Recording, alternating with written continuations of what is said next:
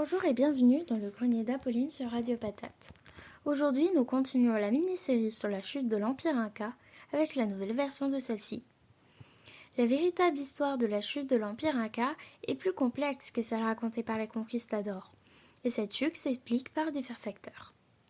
Lors d'une conquête éclair menée par les Espagnols, l'Empire s'effondre en quelques années avant de disparaître en seulement 40 ans.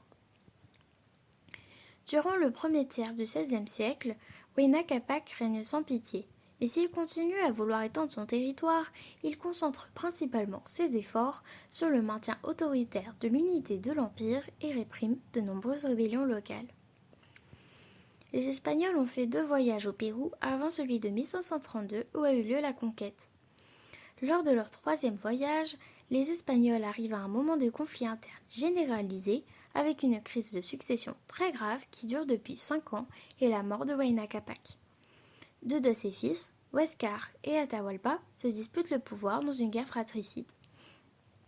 Il n'y a pas de droit d'aînesse dans le système inca. Il faut démontrer ses capacités et Huayna Capac n'a pas désigné son successeur avant sa mort. Cette guerre fratricide prend des allures de guerre civile et les tensions atteignent des sommets en 1532.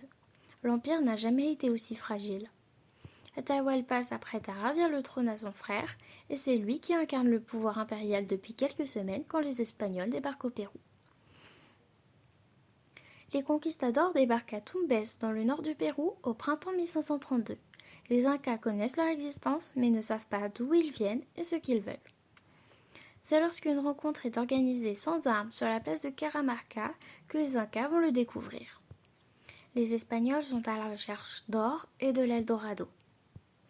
D'un côté, on a les Espagnols qui sont 200 avec des chevaux, principalement des petits nobles déclassés, menés par Francisco Pizarro. De l'autre, on a l'empereur Inca, venu sans soldats et sans son général, mais avec plusieurs milliers de nobles en costume traditionnel. Quand Atahualpa arrive sur la place, il ne voit pas grand monde. Les Espagnols sont cachés. Seuls quelques-uns l'attendent sur la place, dont un prêtre. Lorsque celui-ci tend une Bible à l'empereur Inca, celui-ci qui ne sait pas ce qu'est un livre, en effet il ne sait ni lire ni écrire, la lui rend, et les Espagnols considèrent cela comme une hérésie. Au nom du roi, de l'Église et de la conquête, les conquistadors sortent de leur cachette et massacrent les Incas. Atahualpa est quant à lui capturé.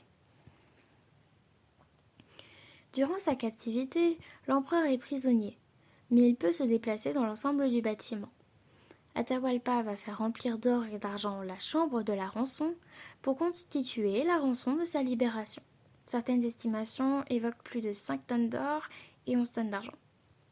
Malgré ce marché, Atahualpa se fait exécuter dans sa cellule le 26 juillet 1533 après avoir accepté une conversion au christianisme pour éviter le bûcher.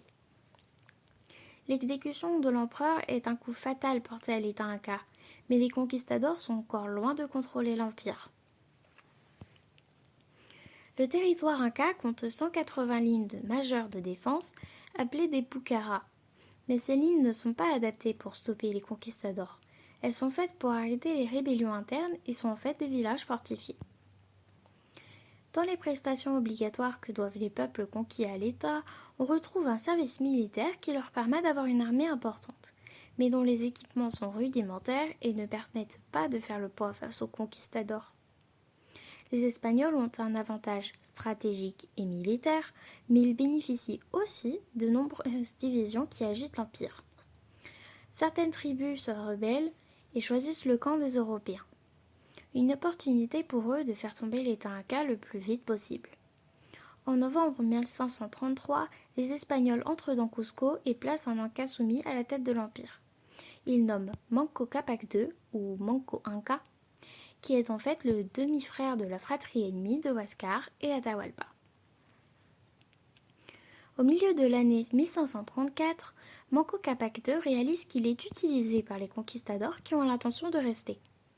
En 1536, il s'affranchit des Espagnols et lève une armée de plus de 3000 hommes qui occupent la colline de Sacsayhuaman. Ils encerclent la vallée de Cusco et commencent à brûler tous les bâtiments. C'est le début du siège de Cusco. En 1537, le siège échoue alors que les Espagnols se pensaient vaincus. Malgré la population qui baisse, la résistance inca se poursuit. En 1537, Manco Cápac II s'installe à Ollantaytambo, à une soixantaine de kilomètres au nord-ouest de Cusco. Mais il doit à nouveau fuir au bout de quelques mois face aux attaques des Espagnols. Il fuit dans la jungle, dans la région de Vilcabamba, où il est rejoint par les élites incas résistant aux colons, notamment ceux du Machu Picchu. Les conquistadors n'ont jamais réussi à atteindre la capitale de la résistance inca, car ils n'ont jamais découvert son emplacement précis. Pendant de longues années, les Espagnols tentent de maintenir la paix et tolèrent les derniers résistants de Vilcabamba, mais cet équilibre s'effondre en 1572. Tupac Amaru est devenu Sapa Inca et Francisco de Toledo est vice-roi du Pérou. Francisco de Toledo veut mettre fin à la civilisation inca en l'hispanisant entièrement. Il repart à la recherche de Vilcabamba qu'il finit par trouver, mais la ville a été désertée et brûlée par les Incas. Les Espagnols ne se découragent pas pour autant et les traquent. Tupac Amaru est décapité à Cusco le 24 septembre 1572, entraînant la fin de la civilisation inca. La conquête de l'Empire inca a engendré un effondrement démographique. La population s'est vue réduite de 65 à 90% sur une période de 40 ans. Mais cela serait en partie dû au virus rapporté par les Européens et pour lesquels les Incas n'avaient pas d'anticorps. La chute de l'Empire Inca s'est étalée sur une trentaine d'années depuis le soulèvement de Manco Cápac II en 1536 jusqu'à l'exécution de Tupac Amaru en 1572. Il ne reste alors plus rien de l'administration des Fils du Soleil.